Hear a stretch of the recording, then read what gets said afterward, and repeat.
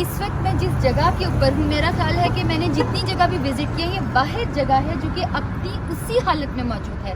یہ حضرت فاطمہ رضی اللہ تعالیٰ عنہ اور حضرت علی رضی اللہ تعالیٰ عنہ کا گھر ہے۔ حضرت علی رضی اللہ تعالیٰ عنہ کا یہ اس طرح تھا، یہاں پر یہ آرام کرتے تھے، ان کے دوست آ جاتے تھے، تو حضرت فاطمہ رضی اللہ تعالیٰ عنہ کو یہ جگہ بڑی پسند آئی۔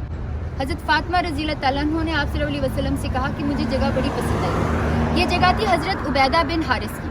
حضور صلی اللہ علیہ وسلم نے فرمایا کہ اس نے آلریڈی اتنی قربانیاں دی ہیں، اتنا کچھ کیا ہے اسلام کے لیے، میں اس سے اپنی ذاتی طور پہ کچھ نہیں مانگوں گا۔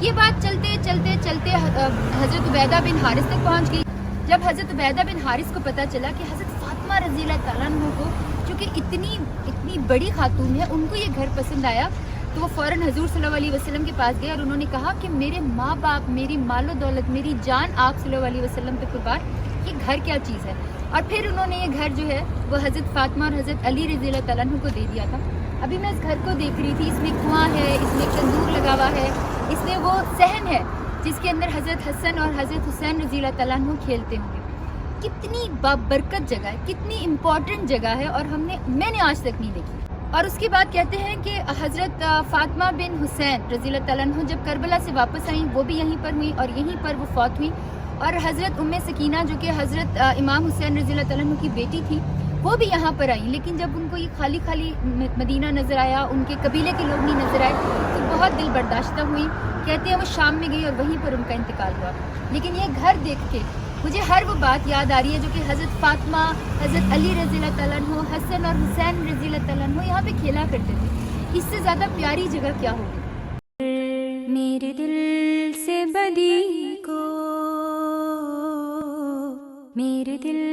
سے بدی کو صاف تو کر، میں گناہگار ہوں مولا، معاف تو کر، میں گناہگار ہوں مولا، معاف تو کر۔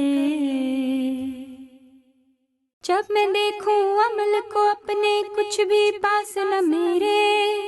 جب میں دیکھوں کرم ہے مجھ پہ بے حساب ہے تیرے، جب میں دیکھوں عمل کو اپنے کچھ بھی پاس نہ میرے، جب میں دیکھوں کرم ہے مجھ پہ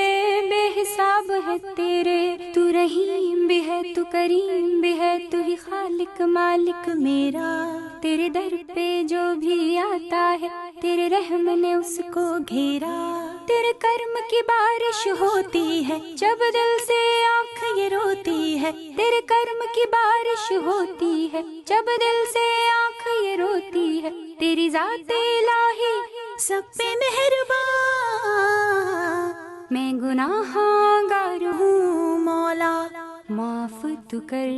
میں گناہگار ہوں مولا، معاف تو کر۔ آسرا تو بنا مجھ کو بے آسروں کا،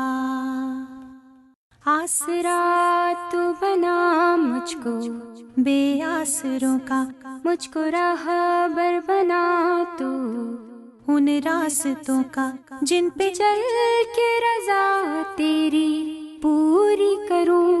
پھر گناہوں کی دلدل میں نہ گروں،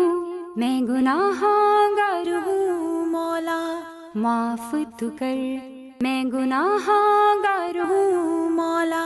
معاف تو کر، معاف کر تو مجھے معاف کر، معاف کر تو مجھے معاف کر، معاف کر تو مجھے معاف کر، معاف کر تو مجھے معاف کر، معاف کر تو مجھے معاف کر، معاف کر تو مجھے معاف کر، معاف کر تو مجھے معاف کر، معاف کر تو مجھے معاف کر۔